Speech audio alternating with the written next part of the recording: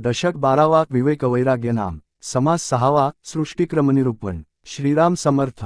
ब्रह्म निर्मळ निश्चळ शाश्वत सार अमळ विमळ अवकाश घन पोकळ गगना ऐसेय। परब्रह्म हे निर्मळ निश्चल शाश्वत सर्वांचे सार असून अमल विमल आणि गगनासारखे सूक्ष्म असून सर्वत्र घनदाट व्यापून राहिलेले असते। तयास करण्य ना धरण्य तयास जन्म ना मरण्य तेथे जाणण्य ना नेणण्य शून्यातीत।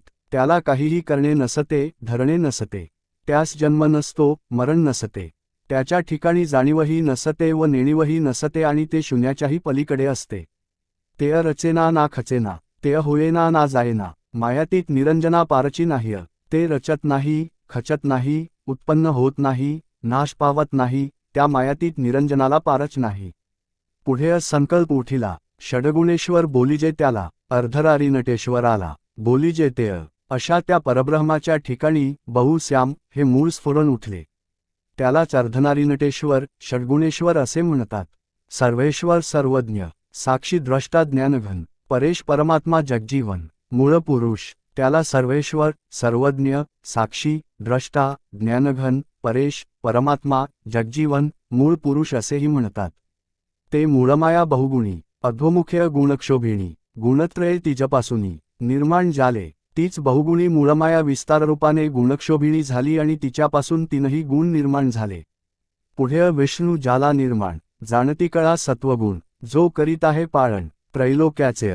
पुढे जाणती कळा अर्थात सत्वगुणापासून विष्णू निर्माण झाला तोच या त्रैलोक्याचे पालन करतो। पुढे जाणीव नेणीव मिश्रित ब्रह्मा जाणावा नेमस्त त्याच्या गुण्य उत्पत्ती होत भुवनत्रय। पुढे जाणीव नेणीव मिश्रित रजोगुणापासून ब्रह्मा झाला व त्याच्या रजोगुणापासून भुवनत्रयाची उत्पत्ती झाली। पुढे रुद्र तमोगुण सकळ संवाराचे कारण सकळ कांधिय करते पण तेथेंची आलेय। पुढे तमोगुणयुक्त रुद्र जो सर्व संहाराचे कारण आहे तो निर्माण झाला। याप्रमाणे सर्व काही करते पण तेथेच आले। तेथून पुढे पंचभूतेय पावलीय पष्टदशेतेय अष्टा प्रकृतीचे स्वरूपतेय मुळींच आहे। पुढे त्यापासून पंचमहाभूते स्पष्ट दशेला प्राप्त झाली म्हणून स्थूल रूपाने प्रकट झाली।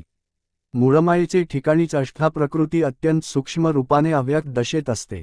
निश्चळीय जालेय चळण त्यांची वायूचे लक्षण पंचभूते आणि त्रिगुण सूक्ष्म अष्टा निश्चलाच्या ठिकाणी जे चलनवलन झाले तेच वायूचे लक्षण होय। त्या मूळमायेतच पंचभूते आणि त्रिगुण सूक्ष्म रूपाने असतात। आकाश म्हणजे अंतरात्मा प्रत्यय पाहवा महिमा त्या आकाशापासून जन्म वायो आला। आकाश म्हणजेच अंतरात्मा होय त्याचा महिमा अनुभवाने जाणून घ्यावा। त्या आकाशापासून वायूचा जन्म झाला। त्या वायूच्या दोन्ही झुळुका उष्ण शीतळ ऐका शीतळापासून तारामयंका जन्म झाला। वायूच्या दोन प्रकारच्या झुळुका आहेत एक उष्ण व एक शीतल। शीतलापासून चंद्र आणि तारा यांचा जन्म झाला। उष्णापासून रवी वन्ही विद्युल्यता आदी करुनी शीतळ उष्ण मिळवणी तेज जाणावे। उष्णापासून सूर्य अग्नी आणि विद्युल्लता निर्माण झाली। हे शीत आणि उष्ण मिळून तेज तत्व जाणावे। तया तेजापासून जाल्या आप आळून पृथ्वीचे रूप। पुढे औषधी अमू निर्माण झाल्या त्या तेजापासून आप झाले। आप आळून पृथ्वीचे रूप निर्माण झाले व त्या पृथ्वीवर असंख्य वनौषधी निर्माण झाल्या। औषधीपासून नाना रस नाना बीज अन्नरस 84 लक्ष योनीच वास भूमंडळीय। औषधींपासून नाना रस नाना बीजे नाना अन्नरस निर्माण होऊन या भूमंडलावर 84 लक्ष योनी वास करून राहू लागल्या। ऐसी जाली सृष्टीरचना विचार आणिला पाहिजे मना प्रत्ययन्वीण अनुमाना पात्र होईजे। या प्रकारे या दृश्य सृष्टीची रचना झाली। साधकाने या सृष्टीरचनेच्या क्रमाचा विचार करून अनुभव घ्यावा। अनुभव नसेल तर उगीच अनुमान तर्क करीत बसावे लागते। ऐसा जाला आकार येणेंची न्याय संवार सारासार विचार यास बोलिजे। याप्रमाणे ही सृष्टी आकारास प्राप्त झाली। ज्या अनुक्रमाने उभारणी झाली त्याच क्रमाने यथान्याय संहारणी होते। या दोन्हीच्या विचारालाच सारासार विचार म्हणतात। जेय जेय जेथून निर्माण झाले तेय तेय तेथेंची निमाल्य येणेंची न्याय संवारल्य महाप्रळय। जे जे तत्व जेथून निर्माण होते तेथेच ते लय पावते। या न्यायानेच महाप्रलयाच्या वेळी सर्व दृश्य सृष्टीचा संहार होतो। आद्य मध्य अवसान जेय शाश्वत निरंजन तेथे लावाव्या अनुसंधान जाणते पुरुषीय म्हणून जाणत्या पुरुषांनी सृष्टीपूर्वी सृष्टी असताना आणि सृष्टीचा संहार झाल्यावर जे शाश्वत निरंजन परब्रह्म जसेच्या तसेच असते त्याच्याकडे अनुसंधान लावावे। होत जाते नाना रचना परी ते कान्हींच तगेना सारासार विचारणा. याकारण्य. नाना रचना होतात आणि जातात, पण एकही टिकून राहत नाही, शाश्वत असत नाही. म्हणून यासाठीच आपण सारासार विवेक केला पाहिजे. द्रष्टा साक्षी अंतरात्मा. सर्वत्र बोलती महिमा. परी हे सर्वसाक्षिणी अवस्था मा. प्रत्यय पाहवी. मात्र ज्या अंतरात्म्याचा द्रष्टा साक्षी असा महिमा वर्णन करतात, तो म्हणजे सर्वसाक्षिणी तुर्या अवस्था मात्र होय, हे अनुभवून पाहावे. मुळापासून शेवटवरी. अवघी मायेची भरोवरी. नाना विद्या कळाकुंसरी. तयेमध्ये. मुळापासून शेवटापर्यंत अवघा मायेचाच विस्तार होय. नाना विद्या कला कुसरी यांचा अंतर्भाव मायेमध्येच होतो. जो उपाधीचा शेवट पावेल त्यास भ्रम ऐसे वाटेल. जो उपाधीमध्ये अडकेल त्यास काढिता कवण. जो उपाधीच्याही पलीकडे जाईल तो सर्व दृश्य सृष्टी म्हणजे भ्रम आहे हे जाणेल. पण जो उपाधी खरी असे धरून चालेल त्याला त्यातून कोण सोडवू शकणार आहे. विवेक प्रत्ययाची अकाम्य. कैसिय घडतील अनुमानभ्रम्य. सारासार विचाराचे संभ्रम्य. पाविजे ब्रह्म. विवेकाच्या सहाय्याने अनुभवाने जे कार्य होते ते अनुमानाने भ्रमाने कसे साध्य होईल. सारासार विवेकाच्या सहाय्यानेच परब्रह्माची प्राप्ती होते.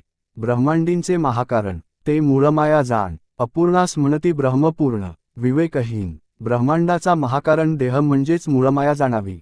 जे विवेकहीन असतात ते अपूर्ण अशा मूळमायेलाच पूर्णब्रह्म समजतात. सृष्टीमध्ये बहुजन. एक भोगीती नृपासन. एक वेष्ठा टाकीती जाण. प्रत्यक्ष आता सृष्टीमध्ये असंख्य लोक आहेत. कुणी राजसिंहासनावर बसून सुखोपभोग भोगतात तर एक वेष्ठा टाकण्यासारखे हीन काम करीत असतात. हे आपल्याला प्रत्यक्ष अनुभवास येते. ऐसे उदंड लोक असती. आपणास थोर म्हणती, परी ते विवेकी जाणती. सकळ कान्ह्य. कित्येक लोक असे आहेत की जे आपल्याला थोर म्हणवितात, पण जे विवेकी असतात तेच खरोखर थोर कोण आहे हे जाणतात. ऐसा आहे समाचार. कारण पाहिजे विचार. बहुतांच्या बोले हा संसार. नासू नये. खरी स्थिती ही अशी आहे. म्हणून विवेक करणे अत्यंत आवश्यक आहे. अविवेकी लोकांच्या नादाने उगाच आयुष्य फुकट घालवू नये. पुस्तकज्ञाने निश्चय धरण्य. तरी गुरु कासया करण्य. याकारण्य विवरण्य. आपुल्या प्रत्यय. पुस्तकी ज्ञानाने जर परब्रह्मस्वरूपाचा निश्चय होत असता तर मग सद्गुरू करण्याची काय आवश्यकता असते हे आपल्याच अनुभवावरून ठरवावे. जो बहुतांच्या बोले लागला तो नेमस्त जाणावा बुडाला. एक साहेब नसता कोणाला. मुशारा मगावा. जो अनेकांच्या बोलण्यावर विश्वास ठेवतो तो नक्कीच बुडाला असे जाणावे. एकच मालक नसेल तर वेतन कोणाजवळ मागणार. इति श्रीदासबोधे गुरुशिष्य संवादे. सृष्टिक्रमनिरूपणनाम समास 6वा.